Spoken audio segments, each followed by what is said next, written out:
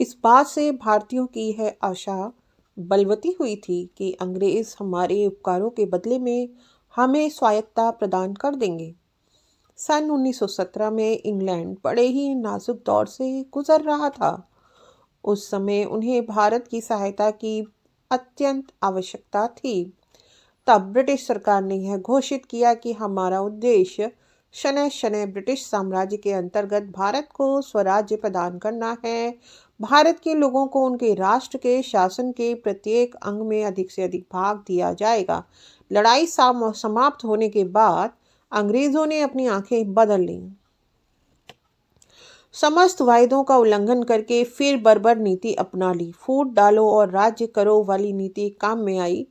इसके कारण जाति एवं सांप्रदायिक द्वेष फिर प्रकट होने लगा। बड़े से बड़े प्रतिष्ठित व्यक्तियों का अपमानित किया जाना अंग्रेजों के लिए साधारण सी बात थी। उन्हीं दिनों का एक किस्सा यह भी है कि कलकत्ता उच्च न्यायालय के भूतपूर्व न्यायाधीश हसन इमाम साहब को मिस्टर किलेटन नाम के अंग्रेज ने मारपीट के साथ गालियां भी दी।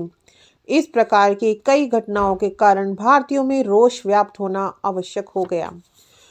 युद्ध के समय जो रक्षा कानून भारत में लागू था उसके अंतर्गत पंजाब में गवर्नर माइकल ओ डायर ने अनेक जुल्म ढाए।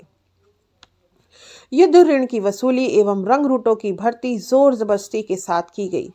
भारत यह आशा लगाए बैठा था कि युद्ध के पश्चात काले कानून हट जाएंगे, किंतु इसके बजाय ब्रिटिश शासन ने इस बहाने के द्वारा कि पंजाब में अराजकता व्याप्त है, रॉलेट बिल पास करके अधिक कड़े कानून लागू करने चाहे। पंजाब की जनता में बड़ी ही बेचैनी थी, किंतु शेष भारत भी इस बेचैनी से अछूता नहीं था। समस्त भारत में राजनीतिक जागृति फैली हुई थी। लोकमान्य तिलक और Annie Besant Dinabandhu Andrews home rule के लिए आंदोलन कर रहे थे। उस समय कांग्रेस और मुस्लिम लीग दोनों एक सूत्र में बंधे हुए थे। दोनों ही मिलकर स्वायत्त अधिकारों की मांग कर रहे थे। इधर बंगाल और पंजाब में क्रांतिकारियों का आंदोलन भी जोर पकड़ता जा रहा था। लाला हरदयाल, राजा महेंद्र प्रताप एवं अन्य देशभक्त विदेशों में शस्त्र इकट्ठा करके भारत में सशस्त्र विद्रोह कराने पर दृढ़ थे। कनाडा, जो कि संयुक्त राष्ट्र अमेरिका का पड़ोसी देश है, उसमें भी भारतीयों पर विभिन्न प्रकार की पाबंदियां लगाई जा रही थीं।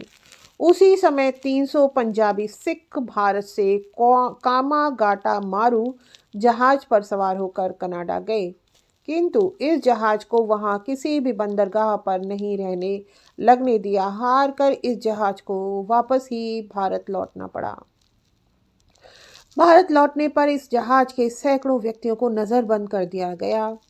जो कुछ लुक छुप कर बच निकले वे पंजाब पहुंचे और वहां के लोगों को अंग्रेजों की अमानुषिकता का संपूर्ण वृत्तांत सुनाया। तुर्की और उसका खलीफा दुनिया के समस्त मुसलमानों के मुखिया करार दिए गए।